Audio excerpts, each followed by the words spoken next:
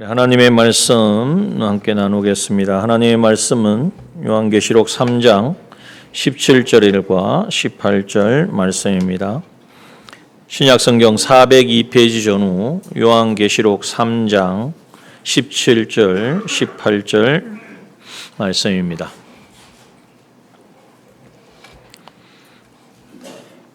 신약성경 402페이지 요한계시록 3장 17절과 18절 말씀 봉독합니다. 내가 말하기를 나는 부자라 부요하여 부족한 것이 없다 하나 내 공고한 것과 가련한 것과 가난한 것과 눈먼 것과 벌거벗은 것을 알지 못하도다. 내가 너를 권하노니 내게서 불로 연단한 금을 사서 부요하게 하고 흰옷을 사서 입어 벌거벗은 수치를 보이지 않게 하고 안약을 사서 눈에 발라 보게 하라. 아멘. 예. 우리 오전 시간을 통하여서 라오디게아 교회에 찾아오신 주님, 물론 책망의 말씀을 하셨지만 그 책망은 끊어내는 것이 아니라 다시 회복시키시고 살리시는 그러한 주님의 심정과 또 그러한 마음을 가지고 찾아오셨습니다. 이것을 꼭 기억하고, 그래서 주님께서는 반드시 주님처럼 어떤 상황 속에서도 아멘 하고 말만 하는 것이 아니라 충성되게 자신의 전부를 다드려 충성할 수 있는 우리로 주님이 세워주실 것이고, 또 우리를 통하여 정인 삼아 주셔서 이제는 하나님의 창조의 능력을 다 우리의 삶 속에서 경험하고 나타낼 수 있는 그러한 믿음의 사람으로 세우시려고 우리에게 찾아오셨다. 이 시간에도 동일하게 찾아오신 줄 믿읍시다. 이 주님을 이제는 우리가 주님의 말씀에 귀를 기울이고, 그러면 주님이 하시는 말씀이 뭐냐? 우리를 먼저 점검하시는 겁니다. 지금 상태가 어떠한가? 17절에 보니까 나는 부자라 부요하여 부족한 것이 없다 하나, 이것이 그 당시 라오디게아 교회의 사람들의 생각이었어요. 실제로 라오디게아 교회는 그 당시 모든 교회들보다도 풍부한 자원과 또 사람들과 그리고 또 모든 인프라, 그런 사회적인 기반이 갖춰져 있는 그러한 교회였습니다. 오늘날도 마찬가지입니다. 오늘날 우리가 너무 정말 물론 어려움도 있지만 모든 것이 다 이전에 비해서는 얼마나 편리합니까? 모든 것이 다 누리고 있고 하나님의 은혜다, 감사하다 라고 우리가 생각하지만, 그런데 그것이 나는 부자라 부요하여 부족함이 없다 이렇게 우리가 생각해서는 안 된다는 거예요. 주님이 보시기에는 이 부자, 내가 부요하다, 이것은 거짓된 부요라는 것입니다. 그래서 뭐라고 말씀하십니까? 공고한 것과 가련한 것과 가난한 것과 눈먼 것과 벌거벗은 것을 알지 못하노라. 못하도다. 이것이 바로 주님이 보시는 관점이에요. 자, 우리가 생각하는, 내가 판단하는 내 삶을 이제는 생각하고 내가 평가하는 것과 주님이 우리를 보시고 평가하는 것, 어느 게 더 정확하겠습니까? 당연히 주님이 정확한데 우리는 그런 마음이 없어요. 그냥 이 정도면 되지. 이 정도만 해도 내가 예전에 비하면 대단한 건데, 여러분, 우리가 그러한 가운데 빠져서는 안 된다는 것입니다. 그래서 주님께서 우리에게 이러한 우리가 되어지면 결국 가난하고 눈멀고 벌거벗은 채로 살아가고 있는 이 모습을 생각해 보십시오. 내가 무언가 세상적으로 봤을 때에 정말 원하지만 그것을 이룰 수 없는 가난함, 또 앞이 안 보여요. 그리고 입은 것도 벌거벗고 있어요. 이거 어디에 가겠습니까? 이 수치를 어떻게 가리우겠습니까? 이것이 주님 보시기에는 그러한데 내 자신으로는 아니다. 나에게는 뭐가 있다? 18절에 보니까 나는 금도 있고 옷도 있고 안약도, 나를 치료할 수 있는 모든 기관도 있고, 그래서 나는 어느 정도 버틸 수 있다. 이렇게 착각하지 말라는 것입니다. 그러므로 오늘 주님께서 우리에게 이렇게 잘못 판단하고 있는 우리에게 처방전을 내려주십니다. 병원에 가면 진단을 하고 거기에 맞는 처방전을 내려주죠.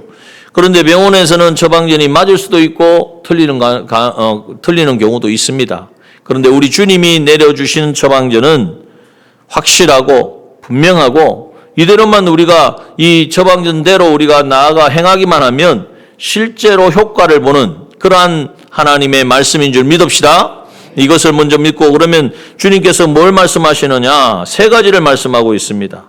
내가 너를 권하노니, 주님이 우리에게 주시는 솔루션, 우리에게 주시는 해답이라는 것입니다. 이 모든 상황들을 극복하고 아멘이요 충성되고 참된 정인이요 하나님의 창조의 근본이신 하나님을 경험하고 그 하나님을 증거할 수 있는 삶을 사는 방편이 여기에 있다. 그것은 첫 번째가 무엇입니까? 내게서 불로 연단한 금을 사서 부요하게 하라라는 말씀입니다.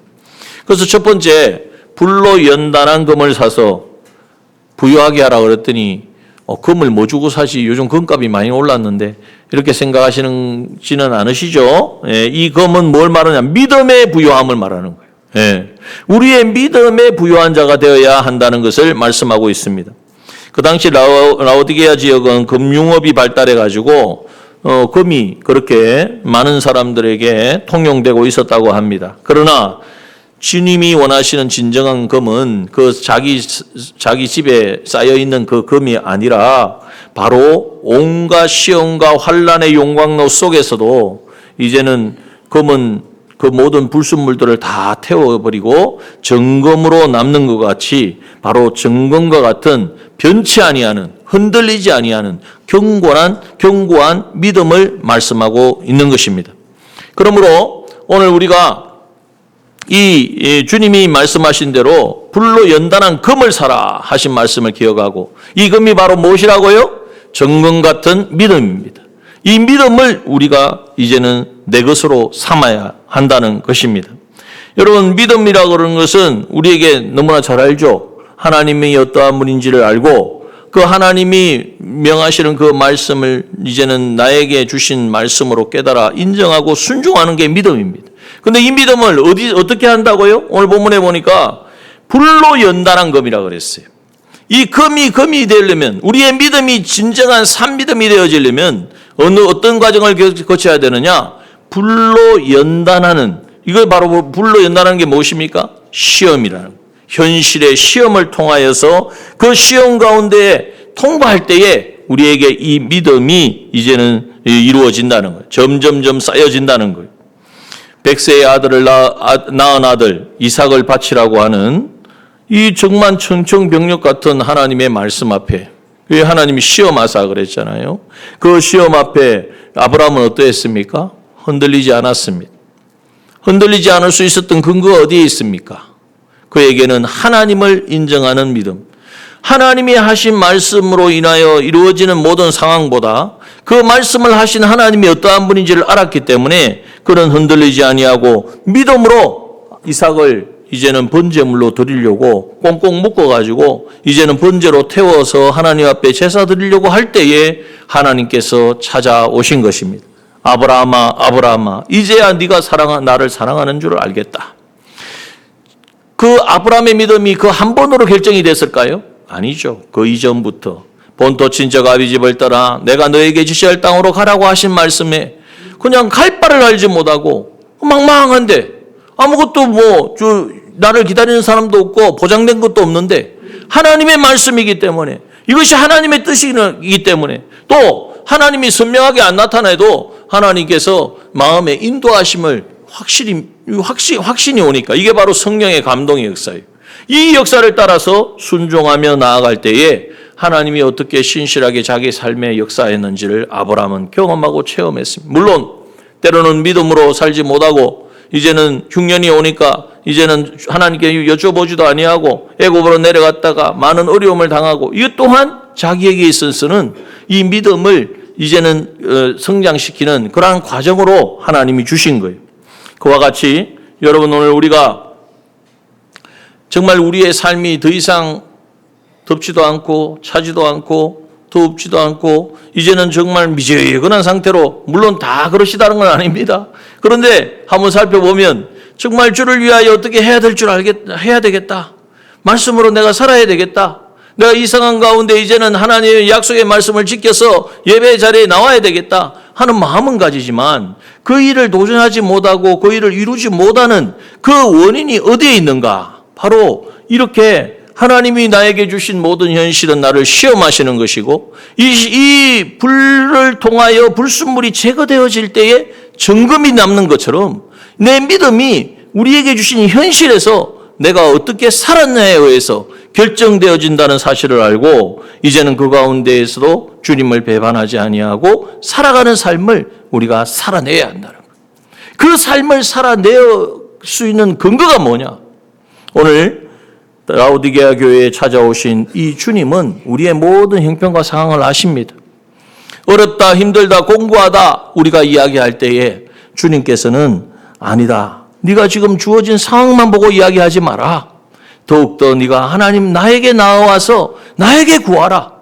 너의 삶을 내어놓고 이제는 하나님 이 모든 상황을 주관하고 있는 하나님 앞으로 나오라고 하나님이 말씀하실 때에 그 말씀에 우리가 이제는 인도함을 받아서 실제로 그것을 실행해내야 된다는 거예요. 이것이 바로 산믿음의 역사입니다. 평소보다 7배나 뜨거운 풀무불 앞에서도 그리 아니하실지라도 우상에게 절하지 않겠다라고 고백했던 이 세 친구, 여러분 이러한 삶이 어느 날 갑자기 이루어지는 건 아니에요. 뜻을 정하고 어떤 상황에서나 세상과 타협하고 좀 이런 상황에서 이런 어려운 상황에서 내가 다른 나라의 포로로 잡혀와서 이제는 형편이 좀 이렇게 그래도 나아졌으니까 이제는 여기에서 어떡하지 살아남아야 되겠다 이런 생각을 하지 않고 어디에서나 나의 왕은 하나님이 유대 땅에 있을 때도 하나님이 나의 왕이고 이젠 바벨론으로 인도하시고 여기 포로로 잡혀오게 하신 분도 하나님이시고 그러니까 그 하나님을 인정하고 그 하나님 앞에서 뜻을 정하고 믿음으로 살아가는 그들에게 이제는 이러한 불뭇불의 현실 7배나 뜨겁게 한 이 불뭇불의 현실은 더욱더 믿음을 경고케 하는 어떻게 해서요? 불뭇불에 던져뒀는데 우리 주님이 함께 하시고 거기서 걸린 냄새 하나 없이 살아나오는 이 과정을 통하여서 하나님을 진정으로 경험하고 그래서 이렇게 경험한 그들이 이제는 이후로 하나님을 떠날 수 있겠습니까? 하나님의 말씀을 버릴 수 있겠습니까? 그렇지 않고 하나님을 증거하는 그러한 삶을 살아낼 수 있었던 것입니다. 그러므로 여러분 오늘 본문의 말씀을 잘 보면 우리가 믿음을 이루어가는 것 같지만 18절에 보니까 불로 연단한 금을 어떻게 하라고요? 사라 그랬습니다. 누구에게서 삽니까? 내게서. 여기 나는 누구십니까? 주님이란 말이에요. 주님께 이 불로 연단한 믿음을 사라고 말씀하고 있습니다. 산다는 것은 대가를 치른다는 거예요. 뭘로 대가를 치르겠습니까? 여러분 믿음을 많이 가지려면 많이 헌금하면 하나님 믿음을 주십니까? 그런 대가가 아니에요. 많이 봉사하면요 하나님 믿음을 주십니까? 그것도 아니에요. 봉사는 이제는 대가로 내는 것이 아니라 주신 은혜에 감사함으로 하나님 앞에 드리는 것이 되어야 된다는 거예요. 그러면은 여러분 내게서 사서 부유하게 하라고 했는데 이것은 뭘 말합니까? 주님의 것을 내 것으로 삼고 내게 있는 것을 버려야 된다.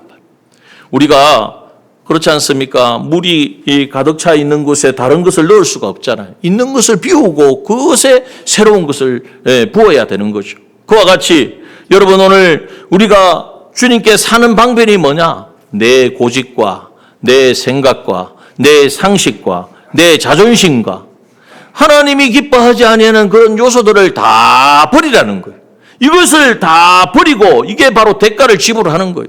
주님이 이미 십자가에서 다 처리해 주셨는데 여전히 그것이 무엇이 있는 거냐 내가 생각하고 그것을 붙들며 살아가는 나의 삶을 여기서 청산하고 버리고 이제는 주님이 나를 다스려 주십시오. 내 믿음도 주의 것이오니 주님이 나의 믿음으로 나를 채워주셔서 이제는 아멘의 사람, 충성된 사람, 정인의 삶을 살게 하여 주옵소서. 그냥 입술로만 하는 게 아니라 진정으로 주님 앞에 구하며 나아갈 때에 여러분 내 안에 신비한 일이 일어납니다. 내 안에 있던 모든 염려, 근심, 걱정, 두려움 이것이 나도 모르게 사라지고 이제는 주님이 나와 함께 하시니 염려 없네, 근심 없네. 이제는 찬양이 입술에서 나오고 상황이 바뀐 게 없어요. 상황은 여전히 그대로예요.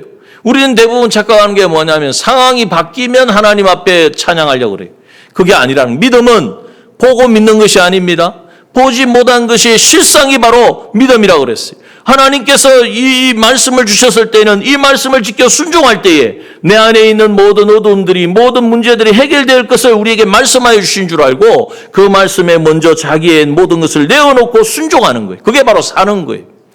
여러분, 뭘 이제는 내놓고 사시겠습니까? 무엇을 주님께 드리고 이제는 주님의 것을 내 것으로 삼겠습니까? 다시 말하면 믿음을 만들겠습니까? 여러분, 우리 안에 있는, 내 안에 있는 정말 나 자신을 한번 보십시오.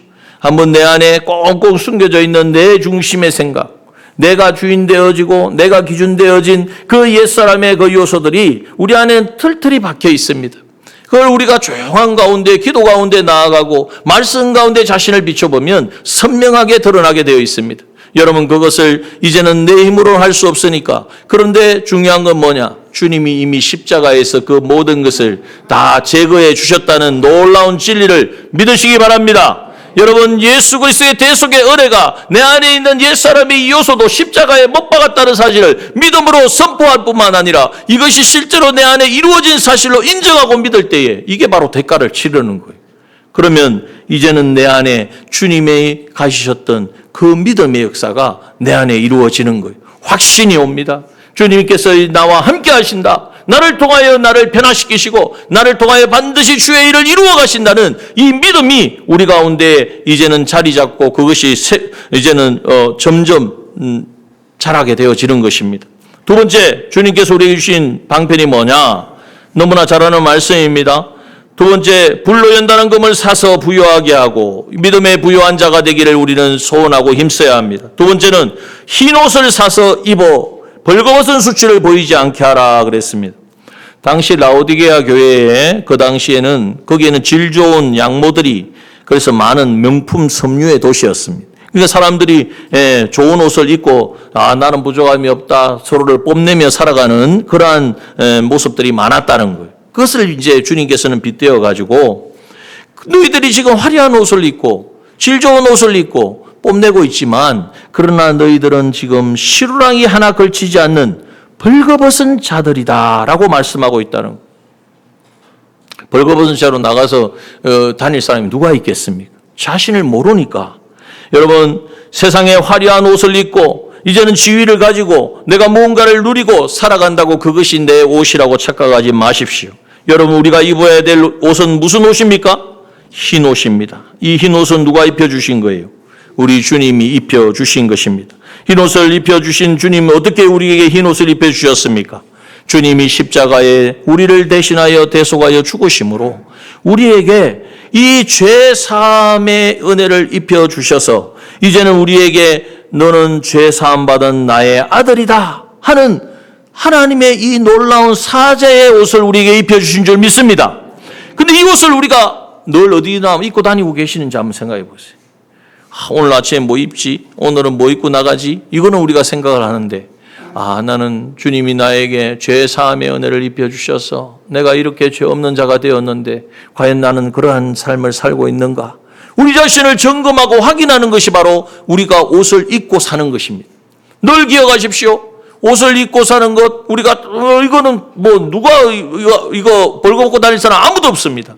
그런데 과연 주님이 입혀주신 이 대속의 옷, 이 죄사함의 은혜의 옷, 또한 우리에게 뭘 입혀주었습니까? 죄만 없으면 되는 게 아니라 하나님 앞에 나아가려면 의로움이 있어야 되는데 우리 주님이 내가 행해야 될 모든 순종을 다 대신 이루어 주셔서 우리에게 그 믿음을 보시고 의롭다 하심으로 우리에게 의의 옷을 입혀 주셨습니다. 믿으십니까? 이 의의 옷을 입혀 주셨다는 사실을 믿고 나아갈 때 의로운 삶을 살 수 있는 거예요. 이것 없이 그냥 어려워져야지 하나님 말씀대로 순종해야지 안 된단 말이에요. 이건 내 의지로 하려고 하는 것이기 때문에 안 되는 거예요. 그런데 나는 이미 주님이 나를 사랑하셔서 십자가에서 피 흘려주시고 부활하심으로 이제는 나에게 죄사함의 옷을 입혀주셨고 의로움의 옷을 입혀주셨다는 사실을 믿을 때에 얼마나 든든합니까? 정말 어디를 가든지 의로움을 입혀주셨다는 건 주님이 나와 함께 하신다는 증거니까 주님 모시고 살아가는 것이 얼마나 든든합니까? 그런데 어떤 경우는 주님 모시고 살아가는 것이 좀 부자연스러울 때가 있어요.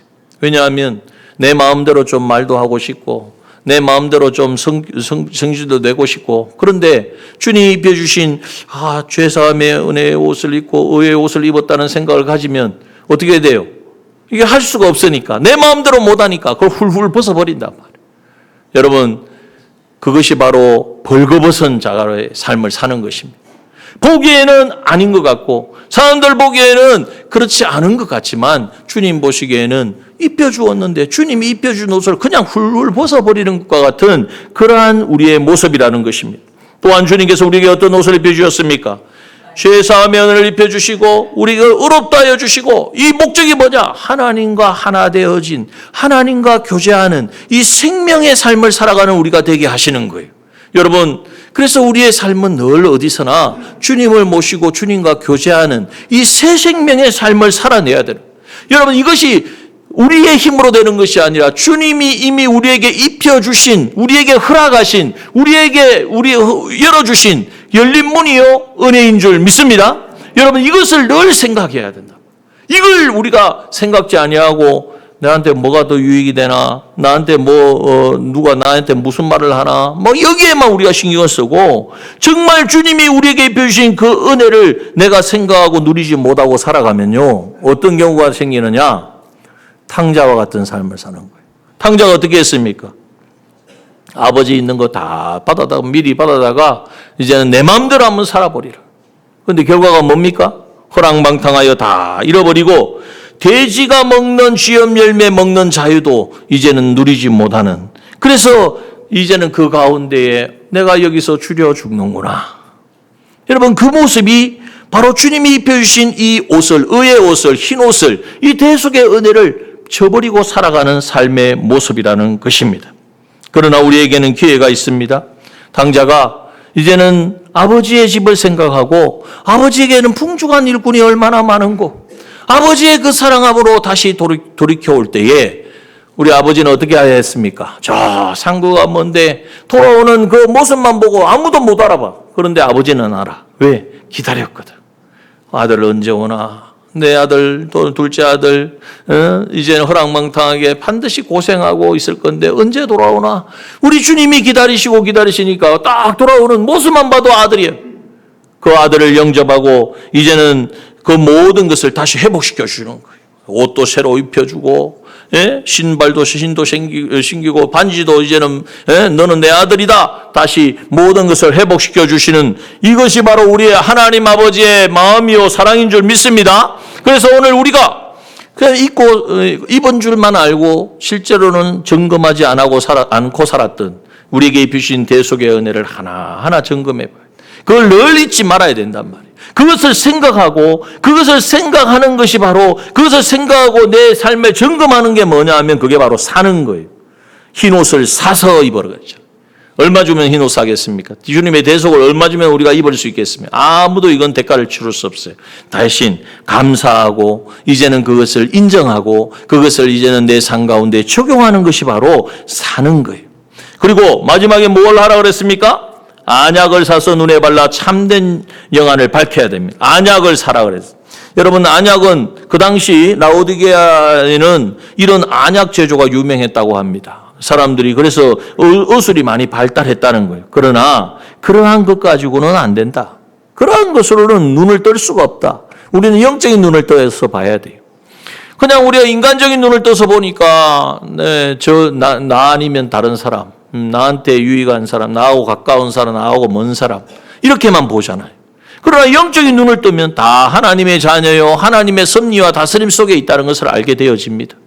우리가 영적인 눈을 떠서 볼 때에 하나님이 정말 한 사람 한 사람 한 지체들을 지금도 역사하고 있고 양육하고 있다는 그 관점으로 보게 되어지는 거예요.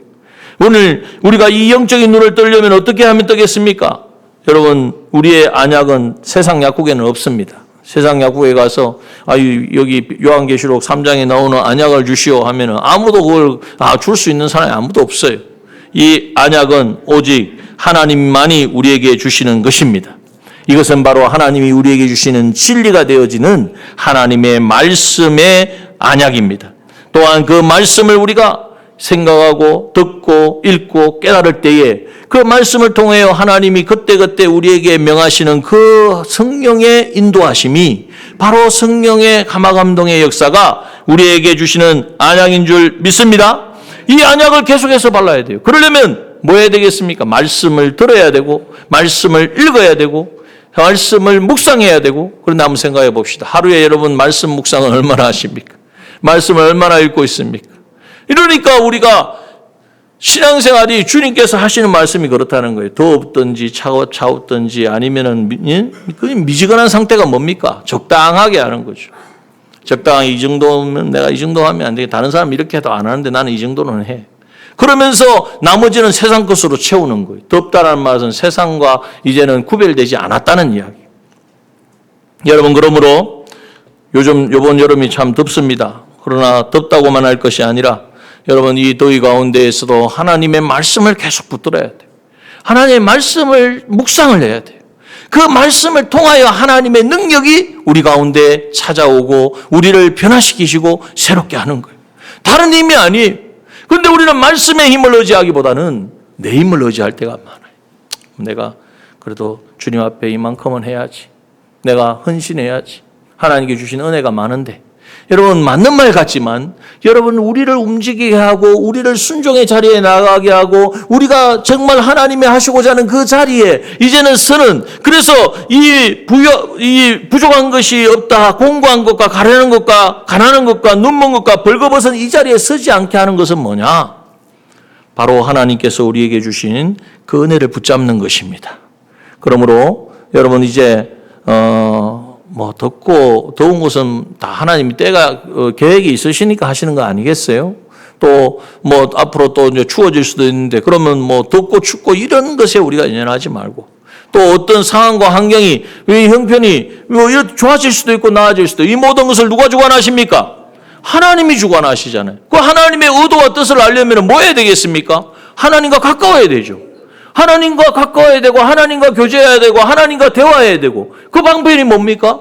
오늘 우리에게 주신 말씀대로 어떤 상황 가운데에서도 이제는 믿음으로 결판을 내라는 거예요. 믿음으로 살아가려면 대가를 치러야 된다. 금을 살아서 그랬으니까 금을 살려면 대가를 치러야 된다는 거예요. 좀 어렵다고 힘들다고 공고하다고 포기하고 중단하고 이제는 낙심하지 말고, 혹시 그 자리에 있다고 한다면 다시 일어서고, 다시 주님이 나는 흔들리고 나는 변할지라도 주님은 변치 않는다는 사실을 믿고 믿음으로 다시 주님 붙잡고 일어서고, 그 주님은 바로 아멘이요 충성되신 정인이신 만왕의 왕이신 주님이시니까 나를 얼마든지 변화시키실 수 있고 일으키실 수 있고 그 자리에 세워주실 수 있는 분인 줄 믿고 주님 앞에 이제는 주의 손 부여잡고 일어나는 우리가 되기를 소원합니다. 이사야 55장 1절의 말씀 마지막으로 한번 봅니다. 너희 목마른 자들아 물러 나오라. 돈 없는 자도 오라. 너희는 와서 사 먹되 돈 없이 값없이 와서 포도주와 저절 사라고 말씀하십니다. 돈도 없고 값도 없이 그럼 뭘로 사라고 하는데 뭘 그럼 내고 사야 됩니까? 여러분, 우리의 전부를 드리면 됩니다. 우리의 전부를, 나는 주의 것입니다. 주의 피에 팔린 주의 것입니다. 주로 인하여 나는 구원함을 얻은 하나님의 백성입니다. 하나님의 자녀입니다. 이제는 나는 내 것이 아니라 주의 것이오니 주의 뜻대로 살아가겠습니다. 우리의 삶의 고백을 온전히 올려드리면 이것이 우리가 주님 앞에 드리는, 바로 주님이 주시는 우리에게 모든 것을 받아 누리는 바로 이 사는 것이 되어진다는 거예요. 여러분, 준비되셨습니까? 왜 아멘 하신 분이 10명밖에 안 되시고 한 130, 140명 되는데 주님께 모든 걸 드린다는 게 막 두려우신가 본데요. 여러분, 주님께 나의 전부를 한번 걸어보십시오. 오늘 우리가 찬양도 드렸잖아요. 말씀 앞에서 인생을 걸고 삶을 다 드리면 주님이 그것 가지고 딴 일 하시겠습니까? 오늘 오신 주님은 아멘이시요 충성되고 참된 정인이요 창조의 근본이십니다. 오늘 주님의 마음은 우리밖에 없어요. 주님의 사랑은 우리를 향하고 있어요. 다른 것에 있지 않아요. 하나님의 택한 백성들이 어떻게 하든지 하나님이 우리에게 입혀주신 그 은혜로 인하여서 하나님의 자녀답게 서는 거예요. 벌거벗은 자로 정말 여기에 나온 것처럼 가난한 자로, 눈먼 자로, 벌거벗은 자로 서지 않고 정말 주님이 우리에게 주시는 그 모든 은혜와 복을 누리는, 그래서 믿음의 사람이 되어지는, 그래서 여기에 말씀한 것처럼 우리에게 입혀주신 그 옷을 입고 그 의의 옷이, 그 흰 옷이 더욱 밝게 빛나서 주변을 변화시키는 그러한 우리가 되기를 주님은 원하시는 거예요. 오늘 이 오전과 오후의 말씀을 통하여서 주님이 우리에게 원하실 때 우리는 이제는 반응을 해야 되는데 어떻게 하면 된다고요? 사야 됩니다. 뭘로 삽니까? 여러분의 전부를 드려도 아깝지 않습니다. 아까울 수가 없죠. 주님은 당신의 모든 것을 다 내어주셨는데 우리는 우리의 것이라고 해봐야 주님이 가진 것에 비하면 얼마나 되겠습니까? 한번 계산을 해보십시오. 주님은 무한의 것, 완전한 것을 우리를 위하여 다 투자하셨는데 오늘 우리는 주님께 드리는 것, 내 전부라고 그러지만 전부가 얼마나 되겠냐 말이에요. 주님의 것과 내 것이 얼마나, 그게 비교가 되겠습니까? 비교조차 되지 않잖아요. 그런데 주님은 우리의 전부를 드릴 때 주님은 냉큼 그거 받으시고 주님이 모른 채 하는 것이 아니라 우리에게 주님께 드리는 그 승김과 순종을 통하여서 우리의 믿음을 우리가 더하여 주시고 그 믿음은 정금 같은 믿음으로 우리를 세워주시는 것이고 이제는 우리 가운데에 이 정금 같은 믿음만 주실 뿐만 아니라 우리에게 이 대속의 은혜를 입어서 그 흰 옷을 이제는 정말 내 것 삼아서 그것으로 다른 사람들까지도 다 살려내는 이러한 놀라운 역사를 이루시려고 오늘 우리를 이 자리로 인도하신 줄 믿습니다. 오늘 오전 오후 시간 통하여 이 주님을 붙들고 지금 말씀 가운데 이거 해야 되겠다. 말씀을 읽어야 되겠다. 아니면 말씀을 암송해야 되겠다. 이제는 예배 시간을 1시간 더 내가 늘려야 되겠다. 마음의 감동이 있으십니까? 순종하십시오. 순종하는 것이 사는 것입니다. 순종하면 역사가 일어납니다. 순종할 때에 하나님은 그 순종을 통하여서 약속하신 대로 이루어 주시는 우리 주님이신 줄 믿습니다.